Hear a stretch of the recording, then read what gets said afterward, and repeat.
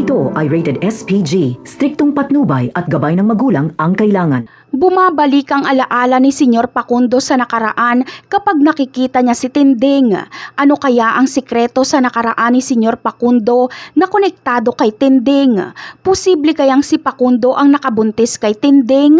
Ang sagot ay oo. Dancer sa bar noon si Tinding at nakursunadahan niya si Tinding at nagpakyut siya dito. Nagustuhan din ni Tinding si Facundo kaya may nangyari sa kanila. At pagkatapos nun ay hindi na nagpakita si Facundo. Wala siyang kaalam-alam na nabuntis niya si Tinding.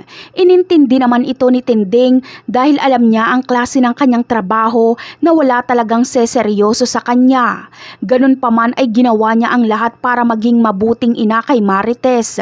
Bagamat mahal ni Facundo si Tinding pero hindi ito sapat para sirain niya ang kanyang mga pangarap. Pangarap ni Facundo na yumaman kaya nagpakasal siya kay Bettina kahit hindi niya ito mahal.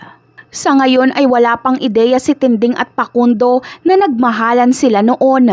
Noong nagkakilala sila ay pareho nilang itinago ang tunay na pagkatao at pangalan nila dahil sa klase ng kanilang mga trabaho. Kaya kapag nasisilayan ni Senyor Facundo ang kagandahan ni Tinding ay wala siyang ibang nasa isip kundi ang nakaraan na ang sarap balikan. Ngunit kapag makita ni Senyor Facundo ang larawan ng mukha ni Tinding noong dalaga pa ito ay makikilala niya ito.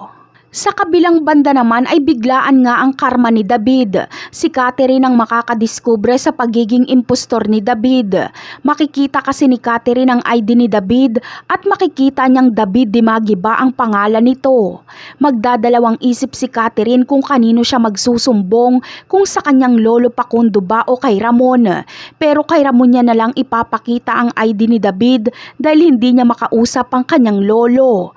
Kaya bistado na si David at dapat lang ito sa kanya. Abangan na lang natin yan. Bye!